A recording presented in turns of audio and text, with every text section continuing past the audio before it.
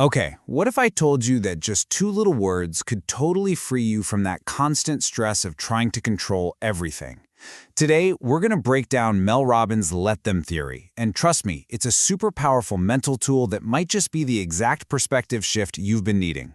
I mean, really think about it. That feeling of being just completely drained.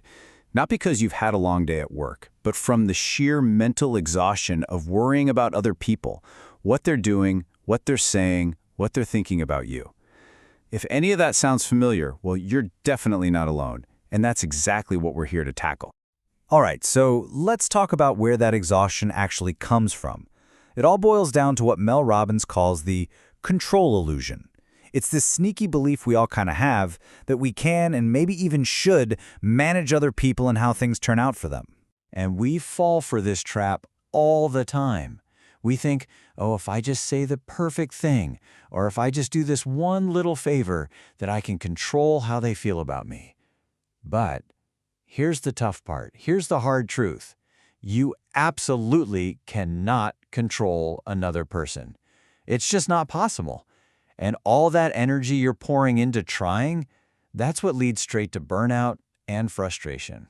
Okay, so here's what's so cool about this whole thing. The way this theory was born, it wasn't in some stuffy research lab or a quiet library. Nope. It was discovered right in the middle of one of the most chaotic, universally stressful situations you can imagine.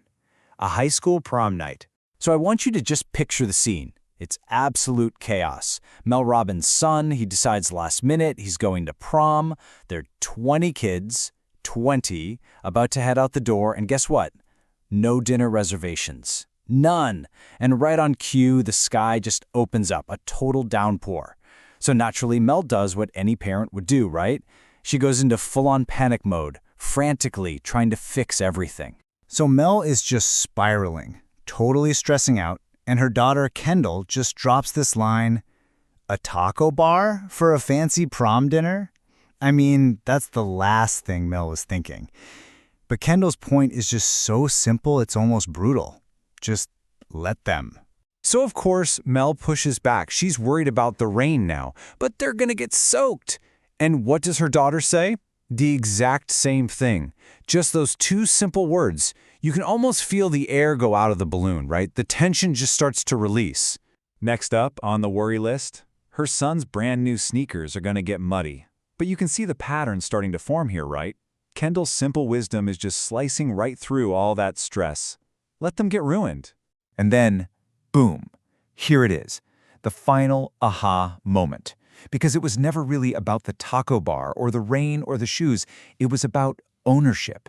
It was their prom, their experience to have, and their consequences to deal with. And right there, in that moment of frustration, the Let Them theory was born. So out of all that prom night chaos came this incredibly simple, totally actionable solution. A way to take your power back from all the stuff you just can't control. At its heart, that's what this theory is. It's a tool.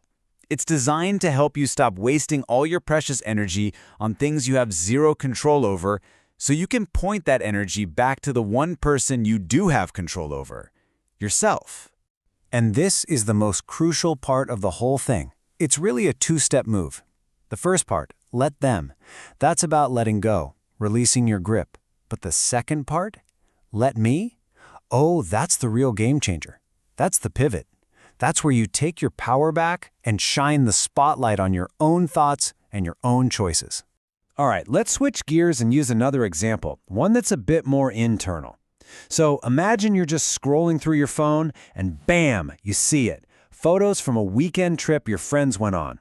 And you weren't invited. You know that feeling, right? That little punch to the gut, the hurt, the rejection, and then all the questions start swirling. And this right here, this is the vicious cycle we get stuck in. First, there's the trigger. You see the photo. Then comes the reaction. You feel rejected and hurt. And then the obsession kicks in. That's the mental spiral where you just play it over and over, trying to figure out why, feeling completely powerless. Okay, now watch how the theory just smashes that cycle. Step 1. Let them go on a trip without me. You just accept it. It happened. You can't change it. Then Here comes the power move. Let me be honest with myself. See what happened? That little pivot completely stops the blame game and puts the focus right back on you and what you can do. You go from feeling like a victim to being in the driver's seat of your own life again. And that pivot, that powerful switch from let them to let me, it's so much more than just a coping skill. It's a call to action. It's basically you deciding to step into a new era of your life, one where the focus is on your growth and your happiness. This is where it gets really, really exciting. Let me becomes your personal permission slip, a permission slip to finally take that risk you've been dreaming about. Permission to be totally, brutally honest with yourself. It's you finally deciding to stop being a background character in everybody else's movie and to start being the star of your own. Because when you strip everything else away, when you get right down to it, you're left with this one simple, profound truth. You get one shot at this.